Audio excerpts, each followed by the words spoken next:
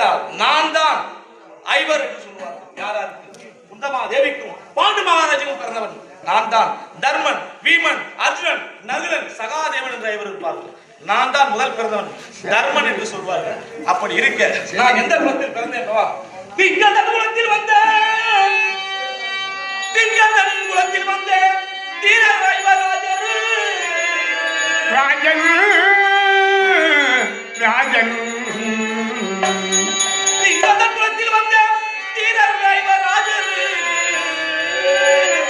ஓதிட்டோ பாவித்துயனாயே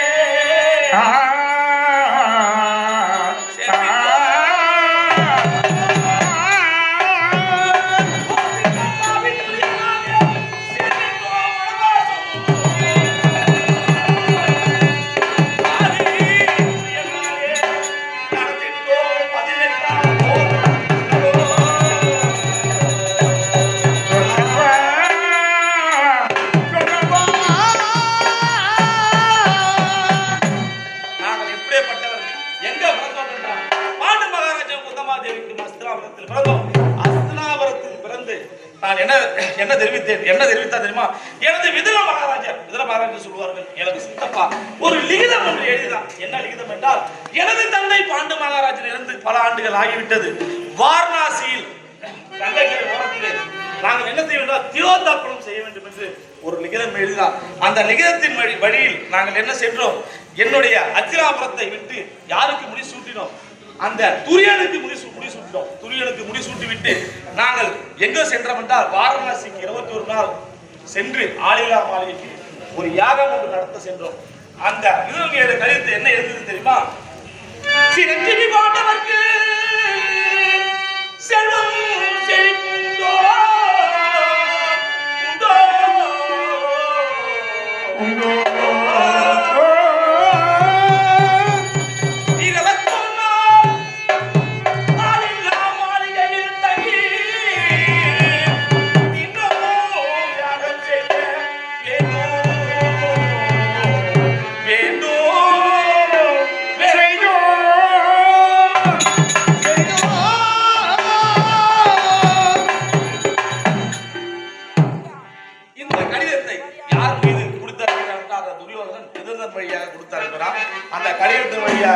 அங்க சென்றோம். அரக்கு மாளிகை ஒன்று ஏற்படுத்தினார். அந்த அரக்கு மாளிகையை ஏற்படுத்தி அந்த அரக்கு மாலையை தீயிட்டு கொடுத்து அரக்கு மாலையிலிருந்து எங்கே சென்றோம் என்றால் இடும்பாவனம் சென்றோம். இடும்பாவனத்தில் சென்று இடும்பியை திரும்ப செய்துவிட்டு அதன் பிறகு எங்க வந்தோம்? இந்திரபஸ்தம் வந்தோம். இந்திரபஸ்தம் எப்படியாப்பட்ட மாடு என்று தெரியுமா? அந்த தேவேந்திரன் இருக்கிற தேவேந்திரன் வர வைத்து அந்த எனது தம்பி அர்ஜுனன் வர வைத்து காண்டாவனத்தை எரித்தோம். காண்டாவனத்தை எரித்து அந்த காண்டாவனத்தை இந்திரபஸ்தை ஏற்படுத்தி இந்திரபஸ்தில் வாழ்ந்து வந்தோம். இந்திரபஸ்தில் வாழ்ந்து வந்தோம். எனக்கு வந்த சோதனை எப்படிப்பட்ட சோதனை என்றால், நாடு நகரம் உப்பு சட்டி மரகோடு எல்லாம் விட்டு எனது பாஞ்சாலியை வைத்து நான் பகடையாறி அனைத்துமே தோற்று துயிலுறும் நிலைக்கு வந்து விட்டோம். ஆனால் இன்றைய தினத்திலே 17ஆம் நாள் யுத்தம். யாருக்கு தாமலம் கொடுப்பது, சேனாதிபதி பட்டம் யாருக்கு கொடுப்பது, எப்படி என்று எனக்கு தெரியவே இல்லை. இருந்தாலும் எனது மாமன் கண்ணன் அழைத்து கேட்க வேண்டும்.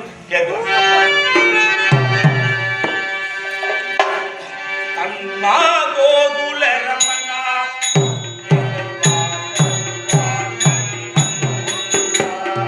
அண்ணா கோகுல ரமணா என்னை காத்தருளாய் மதிவண்ணா.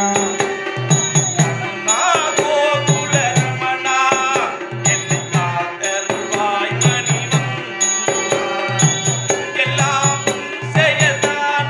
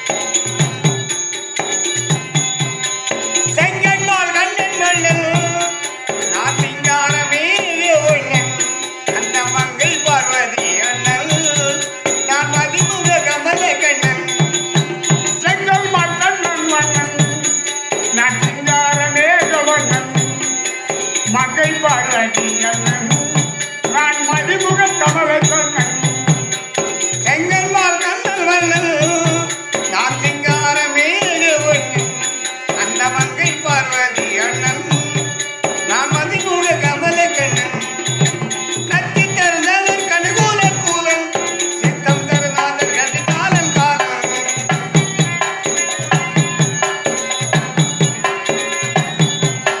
நாராயணா என்ற பேரோங்குகின்ற நடகோவன் கண்மனையில் வளர்ந்திட்ட கண்ணன் செங்கன்மால் கண்ணன் வண்ணன் நான் சிங்கார மேகவண்ணன் ஈதர தாமோதரன் திகழும் அயோத்தி சீலன்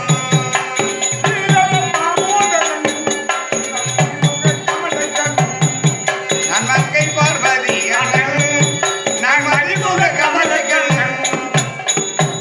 ஆமாம், திரேதா துவாபர யுகம். திரேதா யுகத்திலே எவ்வளவு அரக்கர்கள் தோன்றினார்கள், அவர்களை அழிப்பதற்காக எத்தனை அவதாரங்கள் எடுத்திருக்கிறேன். ஒவ்வொரு அவதாரம் எடுத்து அக்கிரமம் எங்கே தோன்றுகிறதோ அங்கே இந்த சக்கரமால் தோன்றி அக்கிரமத்தை அழித்து தர்மத்தை நிலைநாட்டுக்கூடிய நடுநாயக மூர்த்தி. இந்த உலகத்திலே மும்மூர்த்தி கடவுள். படைப்பவர் பிரம்மா, கொடுப்பவர் சிவபெருமான், அக்கிரமத்தை அழிப்பவர் இந்த நாராயணன். அந்த அம்சம்தான் கண்ணனாக. ஏன் கண்ணனாக பிறக்க வேண்டும்? 8வது குழந்தையாக வசுதேவருக்கும் தேவகிக்கும் கண்ணாடி அறையிலே பிறந்தேன். அம்மான் கம்சனை கொல்வதற்காக 8வது பிள்ளையாக நான் வருத்தி மகனாய் பிறந்தேன். நான் வருத்தி மகனாய் பிறந்து ஓரிரவில் ஒருத்தி மகனாய் வளர்ந்தேன். ஒருத்தி மகனாய் வளர்ந்தேன். கருத்துருவாய் அம்மான் கம்சனை கொல்ல நெருப்பென நின்ற நெடுமால் நான் நெருப்பென நின்ற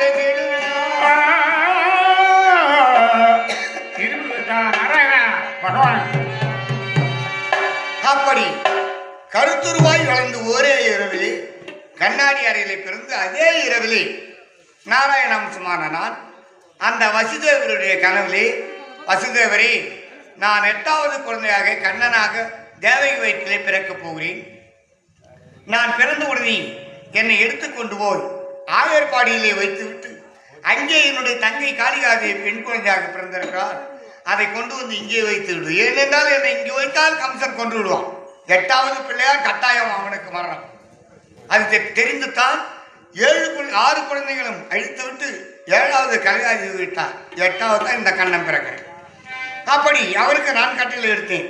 நீங்கள் ஆயர்வாடிக்கு என்னை தூக்கி கொண்டு போகும்போது வழியிலே யமுனா நதி வெள்ளப்பெருக்கெடுத்து வரும். அந்த நதியை தாண்டி நீங்கள் போக வேண்டும் என்றால் என்னுடைய மாகியா முன்வற்றி பின் சுரக்கும். நீங்கள் நடக்கும்போது முன்னே தண்ணீர் இல்லாமல் இருக்கும், ஆனால் பின்னால் வரும். அங்கு காற்றடிக்கும், மழை பெய்யும். நான் சயனித்திருக்கக்கூடிய ஆதிசேனன் குடைபிடித்து உங்கள் பின்னால் வருவான். கொண்டு போய் ஆயர்வாடியை வைத்துவிட்டு அங்கே இருக்கின்ற என் தங்கை காளிகாதேவி கொண்டு வந்து இங்கே வைத்து விடுங்கள் அப்படி என்று அவருக்கு கனவிலே சொன்னேன். அதன் பிரகாரம் வசுதேவர் என்னை கொண்டு போய் அங்கே ஆயர்பாடிகளை விட்டுவிட்டு என்னுடைய தங்கையை கொண்டு வந்து இங்கு வைத்து விட்டார். அம்மா கம்சம் பார்க்குறான், 8வது குழந்தை பிறந்து போச்சு, நாவில்லாத மணி அடிக்கும், கோவேரி கழுத கத்தும், செவடன் குருடன் பார்ப்பான், குருடன் செவடனை பார்ப்பான், இதில் அவங்க அவசரம். அப்போ பெண் குழந்தையை கொண்டு போய் தேவையை கொடுக்கிறார். அந்த குழந்தையை கொல்ல வேண்டும் என்று என் அம்மான் கம்சன் ஆகாயத்திலே வீசெறிந்து கட்கத்தை காட்டுகிறார். ஆகாயத்திலே போன குழந்தை கட்கத்துக்கு வரவில்லை. அதுதான் காளிகாதி. அடே கம்சா, உன்னுடைய வாளுக்கு வருவேன் என்று நினைக்கிறாயா?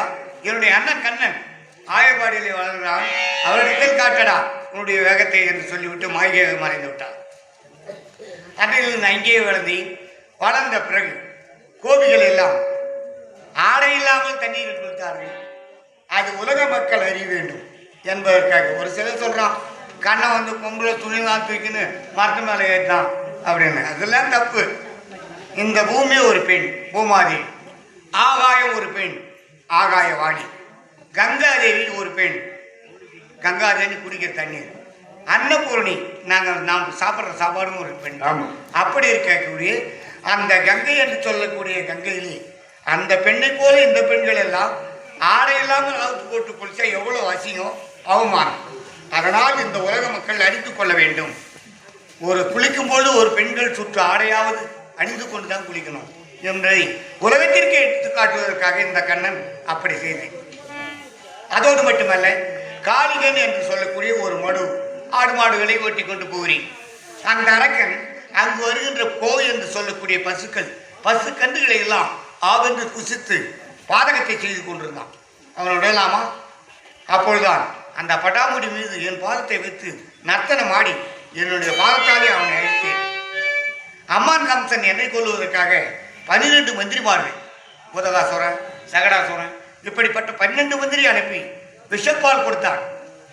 பூதகாசுரனை அனுப்பி, பூதைக்கு குழந்தை பிறந்து விட்டது, எனக்கு சனம் விம்பி மார்பு ஒலிக்கிறது, உன் குழந்தைக்கு கண்ணனுக்கு பால் கொடுத்தா சரியா போயிடும், விஷப்பால் கொடுக்க வந்தான். அந்த பாலை குடித்து அந்த பூதையை அழித்தேன் நான். அப்படிப்பட்ட பூதைக்கு பாலை குடித்தேன், இந்த பூமி பாரத்தை பூதைக்கு பாலை குடித்தேன், இந்த பூமி பாரத்தை ஆயகுலத்திரு கண்ணன் அவதாரம் செய்த மணி வண்ணன், ஆயகுலத்தில் கண்ணன் அவதார செல்வமணி வண்ணன், எவகி மைந்தன் தீனதயாளன், எவகி மைந்தன் தீனதயாளன், எவகி மைந்தன் தீனதயாளன், திகழும் நமோர பாரதி. ஆயகுலத்தில் கண்ணன் அவதார செல்வமணி வண்ணன். அப்படிப்பட்ட இந்த பூதகி பாலை குடித்து இந்த பூமி பாரத்தை தீர்ப்பதற்காக வந்து பிறந்த கண்ணன். ஏன் பூமி பாரம் தீர்க்கணும்? காரணம் என்ன? பூமி பாரம் எப்படி வந்தது? உங்களுக்கு எல்லோருக்கும் சந்தேகம். பூமிக்கு ஏன் பாரம் வந்தது? அதில் ஒரு முக்கியமான காரணமே இருக்கிறது. மிருகண்டு மறுத்தது என்று சொல்லக்கூடிய முனிவர் முனி பத்தினி, அவங்களுக்கு பிள்ளை இல்லை. ஈசனை குறித்து எதிராக தவத்தை செய்து வரம் கேட்டார்கள். ஈசன் வந்தார், உங்களுக்கு என்ன வரம் வேண்டும் அப்படின்னு கேட்டார். எங்களுக்கு பிள்ளை வர வேண்டும். அவங்க சொன்னாங்க, சரி பிள்ளைன்னா அறிவுள்ள பிள்ளை 16 ஆண்டுகள் உயிரோடு இருக்கும். அறிவுள்ளது இல்லாத குழந்தைன்னா 100 வயசு இருக்கும், 105 வயசு இருக்கும், 80 வயசு இருக்கும், எந்த குழந்தை வேணும் அப்படி என்று ஈசன் கேட்கிறார். எங்களுக்கு அறிவுள்ள பிள்ளை 16 வருஷம் இருந்தாலும் போதும் அப்படி என்று அவர்கள் சொல்லுகிறார்கள். அதுபோலே குழந்தை பிறக்கிறது. ஈசனும் கொடுத்து விட்டார் வரத்தை. குழந்தை பிறந்து 16 ஆண்டுகள் முடிவு போகிறது. அவன் தான் பக்த மார்க்கண்டேயன். குழந்தை பிறந்து 16 ஆண்டுகள் முடிந்த பிறகு யமன் பாசக்கயத்தை எடுத்து வருகிறான். தாய் தந்தை இருவர் அழுகிறார்கள். ஏனென்றால் அவன் விதி முடிந்து விட்டது. அந்த குழந்தை இது இழக்க போகிறான்.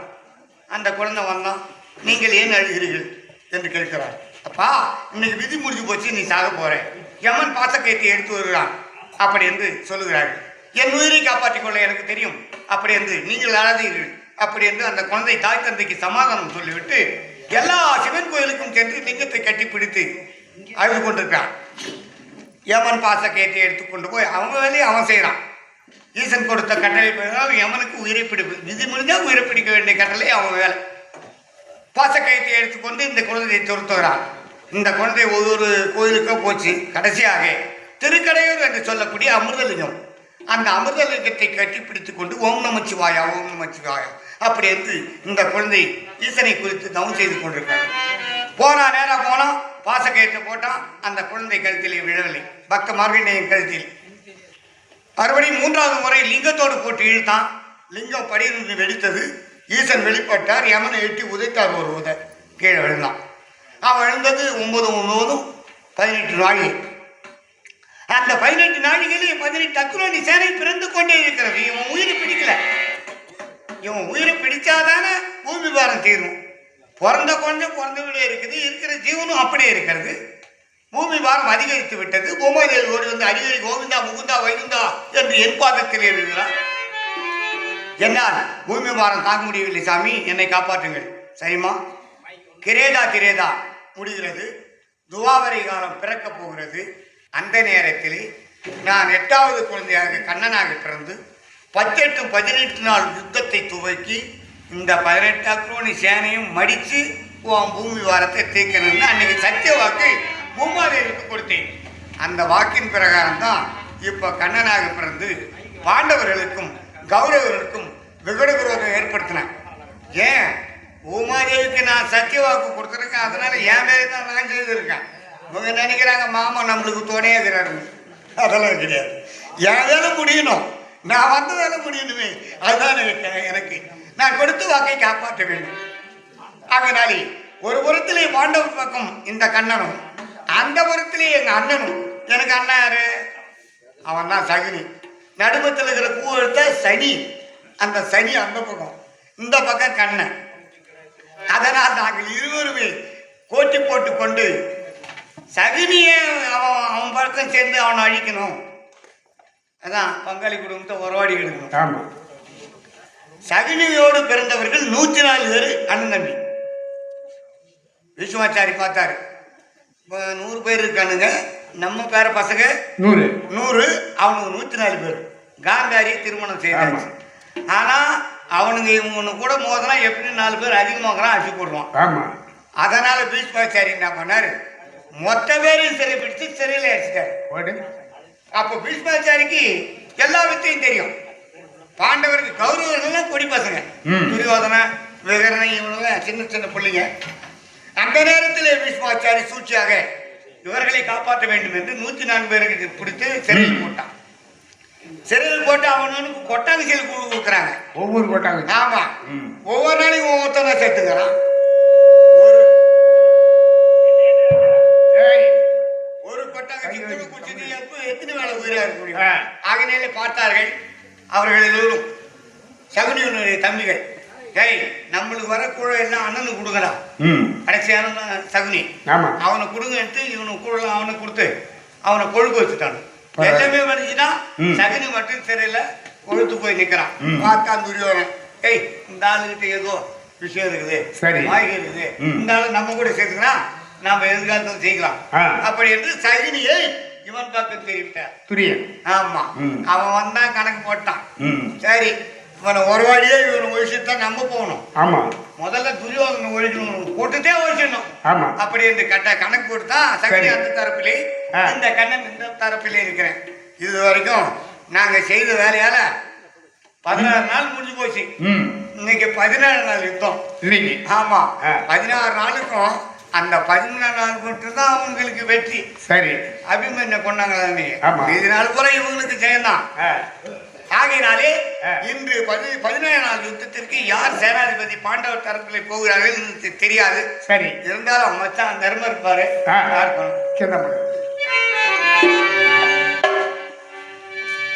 நீராடி கொண்டுகிட்டு இந்த நிலக்கரையே நடுவில் வைத்து நிலையில்லா காயம் தந்து அந்த நிபரணவன் இங்கே, அந்த நிபரணவன் எங்கே? உலகம் என்று நான் நினைத்து ஏன் படைத்தான்?